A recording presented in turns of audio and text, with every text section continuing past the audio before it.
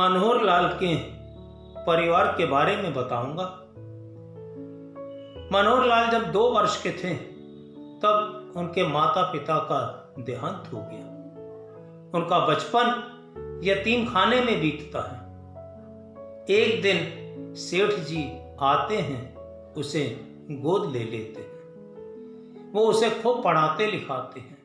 मनोहर लाल पढ़ने में बहुत होशियार होते हैं। उनकी सरकारी नौकरी लग जाती है। उसके बाद उनकी शादी हो जाती है। 3 बच्चे होते हैं, 2 बेटे अमित, सुमित और एक बेटी अनीता। वो उन सबको भी पढ़ाते लिखाते हैं, उनकी शादियां कर देते हैं। परिवार सुखी पूर्वक चल रहा होता है। सिर्फ छोटे बेटे की इनकम के सोर्सेस कुछ कम होते हैं। सब कुछ सही चल रहा होता है। कुछ ही समय बाद उनकी पत्नी का देहांत हो जाता है। अब वो गुमसुम रहने लगते हैं। पत्नी के वियोग में उन्हें कुछ अच्छा नहीं लगता, किसी से भी बात नहीं करते हैं। उनका छोटा बेटा, जिसकी इनकम के सोर्सेस कम होते हैं, वो अक्सर आकर अपने पिताजी के पास बैठता और उन्हें रोज एक नई स्कीम बताता कि इसमें पैसा लगा दो प्रॉफिट हो जाएगा, उसमें पैसा लगा दो प्रॉफिट हो जाएगा। कई बार पिताजी उसकी मदद भी करते। कई बार पिताजी ने अपने बड़े बेटे से भी कहा कि उसका कुछ फाइनेंशियल सपोर्ट करो। बड़े बेटे ने भी कई बार उसे सपोर्ट किया। पिताजी की धीरे धीरे आंखों की रोशनी कम होने लगी, गुमसुम रहने लगे। कुछ अच्छा नहीं लगता था। खाली समय में गुनगुनाते थे, अपने जीवन से संबंधित गाना गाते रहते थे। ओ साथी रे, तेरे बिना भी क्या जीना, तेरे बिना भी क्या जीना। दुखों में खुशियों में जीवन की राहों में, तेरे बिना कुछ कहीं ना, तेरे बिना भी क्या जीना। ओ साथी रे, तुझ बिन जोगन मेरी रातें, तुझ बिन मेरे दिन अंधियारे। मेरा जीवन जलती भूमि, बुझे बुझे मेरे सपने सारे। तेरे बिना मेरी, मेरे बिना तेरी, ये जिंदगी जिंदगी ना। तेरे बिना भी क्या जीना, ओ साथी रे।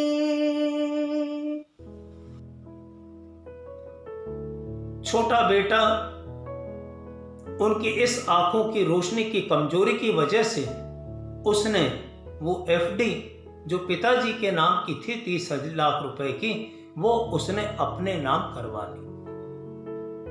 पिताजी के पास एक मकान भी था जो लगभग 80 लाख का था। बड़े बेटे को ये लगा कि छोटा बेटा हमेशा पिताजी के साथ रहता है, लगता है पिताजी का उससे लगाव ज्यादा है, क्योंकि कई बार उसकी फाइनेंशियल सपोर्ट भी करवाते हैं।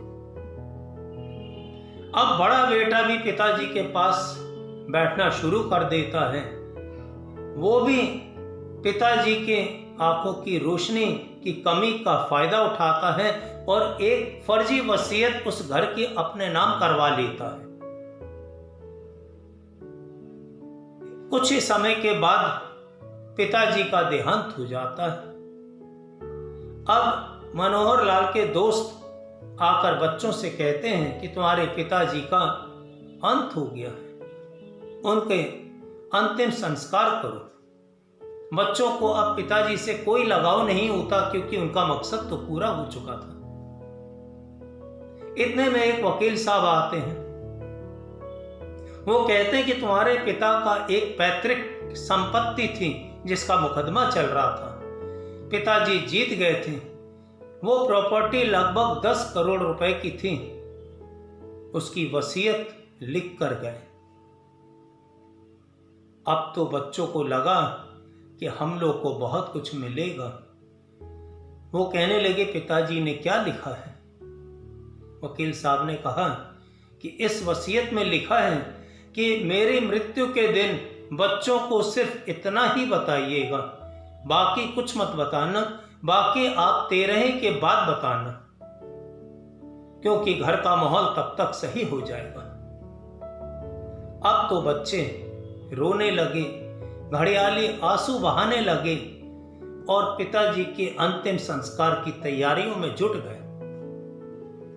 उसके बाद उन्होंने पिताजी की 13 की और बड़ी उत्सुकता से बैठे कि वकील साहब आए।